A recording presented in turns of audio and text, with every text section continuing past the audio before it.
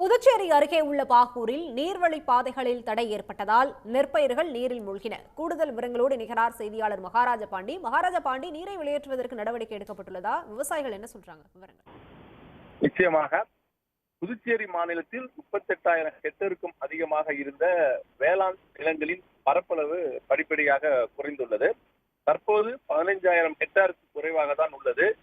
புதுச்சேரியின் நெல் களஞ்சியமான பாகூர் பகுதியில் 5,000 ஹெக்டேருக்கு அதிகமான பரப்பளவில் நெல் உள்ளிட்ட பயிர்கள் சாகுபடி செய்யப்பட்டு வருகிறது.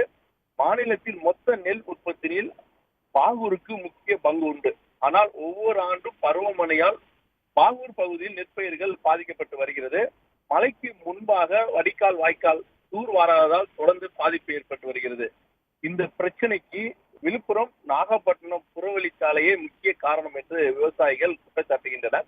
விழுப்புரத்திலிருந்து மங்கலம், செம்மியபாளையம், போர்க்காடு, கேலியமேடு, பாகூர், சோரியாங்குப்பம், வயல்வெளி வழியாக நாகப்பட்டினம் செல்லும் புறவழிச்சாலையால் பல இடங்களில் வடிகால் வாய்க்கால்களும் இயற்கையான நீர் பாதைகளும் தடைபட்டுள்ளது.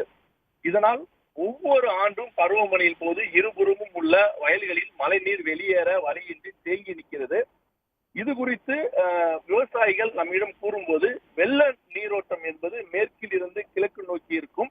புறவழி சாலை பணியின் போது நீர் வழித்தடங்கள் ஆங்காங்கே தடைப்பட்டதால் மேற்கு பகுதியில் வயல்களில் தேங்கும் மழை நீர் படியாததால் சிக்கல் நீடிக்கிறது. இதனால் பாகூர் பகுதியில் பல ஆயிரம் ஏக்கர் நெல் பயிர்கள் நீரில் மூழ்கி பாதிக்கப்பட்டிருக்கிறது. புறவழி சாலையில் இருபுறமும் சிறிய அளவிலான வடிகால் அமைக்கப்பட்டுள்ளது. இது சாலையில் தேங்கும் மழைநீரை வெளியேற்றும் வகையில் மட்டுமே அமைக்கப்பட்டுள்ளது. மழை வெள்ளத்தை வெளியேற்றும் வகையில் இல்லை. எனவே வயல்களில் தேங்கும் மழைநீரை வெளியேற்றும் வகையில் பெரிய அளவில் வடிகால் அமைத்தால்தான் இந்த பிரச்சனைக்கு தீர்வு கிடைக்கும் என்று விவசாயிகள் வேதனையுடன் தெரிவித்தனர். விவரங்களுக்கு நன்றி மகாராஜ பாண்டி. உடனுக்குடன் செய்திகளை தெரிந்து கொள்ள சன் நியூஸ் பெல் ஐகானை கிளிக் பண்ணுங்க.